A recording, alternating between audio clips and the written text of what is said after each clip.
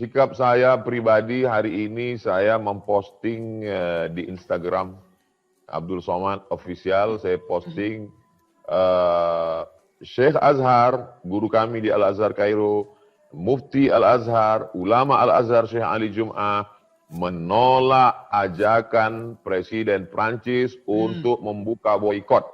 Tidak ada tawar-menawar bahwa mereka kedutaan Prancis di Kairo menelpon Syekh Azhar supaya bukalah boikot ini. Tidak, umat Islam wajib memboikot. Kami bisa minum susu produk kami bisa makan makanan kami. Kalau kalian masih mengejek, ini adalah salah satu bahwa kita punya kekuatan ekonomi, kami punya solidaritas luar biasa. Tidak ada tawar-menawar dengan para penghina Nabi Muhammad SAW. Oke, Pak Ustadz. Silakan Pak Ustadz, bagaimana nih untuk yang menghina junjungan kita Nabi Muhammad SAW? Idealnya itu, kehidupan ideal itu seperti kehidupan Nabi Muhammad SAW di periode Madinah yang 10 tahun itu, Ibu Risha. Jadi ada pemimpinnya Nabi Muhammad SAW, lalu kemudian ada orang Yahudi yang menghina. Maka ada orang Yahudi yang menghina, jadi rakyat itu sebetulnya tidak bertindak. Jadi semuanya adalah pemimpin, ulil amri. Oleh sebab itu maka idealnya begitu. Jadi idealnya kita punya pemimpin inilah dulu ketika kita masih punya Sultan Abdul Hamid di Turki, yang kekuasaan paling besar namanya Turki Utsmani. Ketika itu juga orang Perancis ini sudah buat drama. Dari dulu Pak Ustadz? Ya? Dari dulu sudah buat drama? Ya, ada drama, mereka buat opera drama. Di situ pelakonnya itu pelawak paling lucu sebagai Nabi Muhammad SAW. Jadi, waktu itu mereka tampilkan di Paris. Jadi berita itu sampai ke Sultan Abdul Hamid. Jadi Sultan mengirim surat ke pemimpin Eropa, kalian stop ini opera ini. Karena ini menghina Nabi kami. Jadi pemimpin stop. Ya, waktu itu mereka takut dengan Sultan Abdul Hamid dengan kekuasaannya. Kalau kalian tidak stop, kami akan kirim bala tentara kan. Akhirnya di stoplah opera itu, drama di Paris itu akhirnya berhenti. Ya, jadi idealnya begitu Ibu Risha. Tapi karena kita tidak punya kesatuan pemimpin negara Islam lemah, ketakutan semua. Karena Paris, Perancis ini negeri yang hebat, akhirnya umat Islam mengambil tindakan sendiri. Dan kita sekarang sedang melakukan perbuatan yang tidak ideal. Apa yang dilakukan oleh seorang anak muda memenggal kepala guru yang brengsek, mengejek Nabi, karikatur Nabi di depan murid-muridnya. Apa yang sedang dia lakukan itu adalah tidak ideal. Tapi salahkah dia? Wallahu a'lam. Saya tidak berani menyalahkan dia. Karena kalau saya katakan dia salah, ternyata dia mati syahid, di akhirat dia dimuliakan, masuk surga, saya malu dengan dia. Tapi apa yang tidak dilakukan sekarang adalah tidak ideal. Tapi ketidakideal itu terjadi, kenapa? Karena memang tidak ada pemimpin umat Islam yang lantang seperti yang dilakukan oleh Muhammad, seperti yang dilakukan oleh Sultan Abdul Hamid pada masa lalu. Kita tidak akan bisa mengangkat harkat martabat Islam dengan meledakkan kedutaan Prancis. Apakah kalau kita ratakan kedutaan Prancis di Jakarta itu sekarang selesai masalah? Tidak. Oleh sebab itu jangka panjangnya bagaimana anak-anak kita ini kita didik dengan pengetahuan yang baik. Dia bisa menjelaskan Islam rahmatan lil alamin. Dia menulis buku. Anak-anak bapak ibu IID menjadi dokter-dokter tapi juga bisa bahasa Arab, paham Quran. Mereka menjelaskan mukjizat. Akan ada di antara anak bapak ibu menjadi SPOG, spesialis objin, spesialis kandungan, menjelaskan manusia itu dari nutfah berubah menjadi alaqah, berubah menjadi mudghah, berubah menjadi tulang belulang, disebutkan dalam Al-Quran, lalu kemudian ditopang penafsirannya dengan pengetahuan modern, sehingga orang-orang Prancis itu nanti akan berkata, oh hebat sekali Islam, mereka pun bersyahadat, asyhadu alla ilaha illallah sallallahu Rasulullah. Jadi kita perbaiki anak-anak kita dengan TK Quran, SD Quran, SMP Quran, SMA Quran. Setelah itu dia menjadi dokter spesialis. Mereka akan menjelaskan kehebatan Islam sehingga mereka akan menebarkan hidayah. Mereka tidak lagi sibuk bicara tentang masalah jenggot, kaki celana, khilafiyah, memecah belah umat, masalah maulid bid'ah, tapi mereka menjelaskan Islam yang sempurna, yang universal, sehingga terwujudlah firman Allah, sanurihim ayatina fil afaq.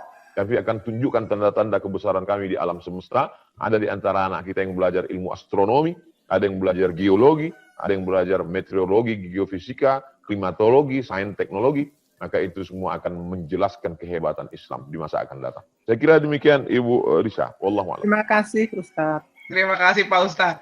Pak Ustadz, kalau saya boleh menambahkan, itu jangka panjang Pak Ustadz. Kalau sikap kita saat ini bagaimana Pak Ustadz? Kalau di depan mata kita ada yang seperti itu, taruhlah itu orang yang kita kenal. Sikap saya pribadi hari ini, saya memposting di Instagram Abdul Somad Official, saya posting Syekh Azhar, guru kami di Al-Azhar Kairo, Mufti Al-Azhar, Ulama Al-Azhar Syekh Ali Jum'ah, menolak ajakan Presiden Prancis untuk membuka boikot. Tidak ada tawar-menawar bahwa mereka kedutaan Prancis di Kairo menelpon Syekh Azhar supaya bukalah boikot ini. Tidak, umat Islam wajib memboikot. Kami bisa minum susu produk kami bisa makan makanan kami. Kalau kalian masih mengejek, ini adalah salah satu bahwa kita punya kekuatan ekonomi, kami punya solidaritas luar biasa. Tidak ada tawar-menawar dengan para penghina Nabi Muhammad SAW. Oke, jadi kita harus punya sikap tegas tetap ya Pak Ustadz ya? Oke, siap. Pak Ustadz, ada pertanyaan ini tentang ilmu sehari-hari ya. Pak Mamat Surahmat, saya persilahkan untuk bertanya langsung kepada Pak Ustadz nih tentang kesabaran. Sabaran nih harusnya ada batasnya atau enggak? Pak Mamat, apakah sudah siap? Ini pertanyaan juga bagus menurut saya. Pak Mamat. Oke, saya bacakan. Pak Ustadz, apakah dengan demikian kesabaran itu tidak ada batasnya? Dan cukupkah kita dengan bertawakal hingga kita dapati hidup yang akan indah pada waktunya?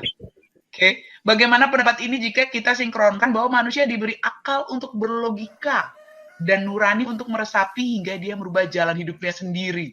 Pak Ustadz, bagaimana kita tawakal aja, sabar aja, atau usaha, atau bagaimana Pak Ustadz? Kalau hidupnya nggak indah-indah nih. Pada waktunya tuh bagaimana maksudnya Pak Ustadz?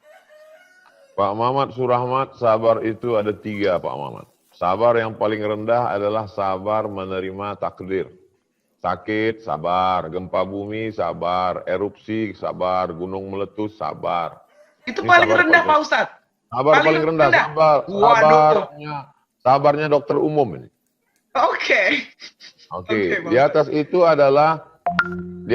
adalah sabar menahan diri dari maksiat.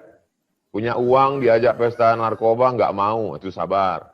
Punya uang diajak zina nggak mau, itu sabar. Ganteng diajak LGBT nggak mau, itu sabar.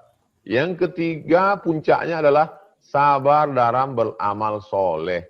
Sabar untuk tidak beli tas branded demi untuk makan fakir miskin. Itu sabar yang luar biasa. Sabar untuk enggak beli mobil baru demi buat rumah Quran. Itu sabar.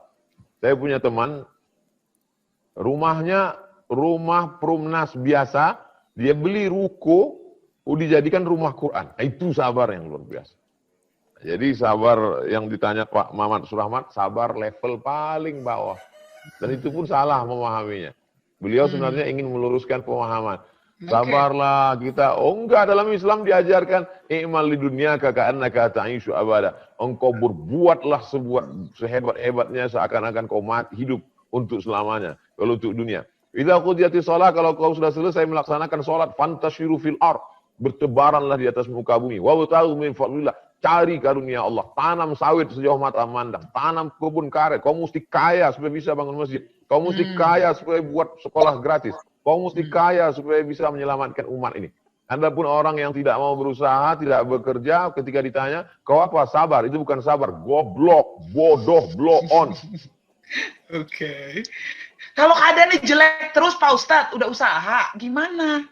Kayak COVID ini kan jelek semua Pak Ustadz. Semua kena dampaknya. Kita ini ngaji mau cari kebenaran atau mau cari pembenaran? Kebanyakan orang sekarang dia sudah putus asa, dia malas, dia nggak mau kerja, lalu dia cari ceramah ustadz untuk membenarkan perbuatannya. Ini nggak benar. Dia sebetulnya udah putus asa, malas, terus dia cari ceramah ustadz tentang sabar. Ya sabarlah. Ini nggak benar. Saya nggak setuju kalau ceramah saya tentang sabar hanya untuk membenarkan kemalasan dia. Kalau yang sekarang nggak bisa kerja karena PHK, dia bisa jualan online. Kenapa kita tidak tiru sekarang perusahaan-perusahaan Amerika yang beberapa tokonya tutup, mereka jualan pinggir jalan. Kenapa kita tidak ikut itu? Oke. Waduh, cakep Pak Ustadz. Oke Pak Ustadz, terima kasih jawabannya. Jadi tetap ya Pak Ustadz ya, nggak ada sabar, nggak ada batasnya, mesti usaha supaya bisa keluar dari keadaan yang tidak baik. Amin. Oke,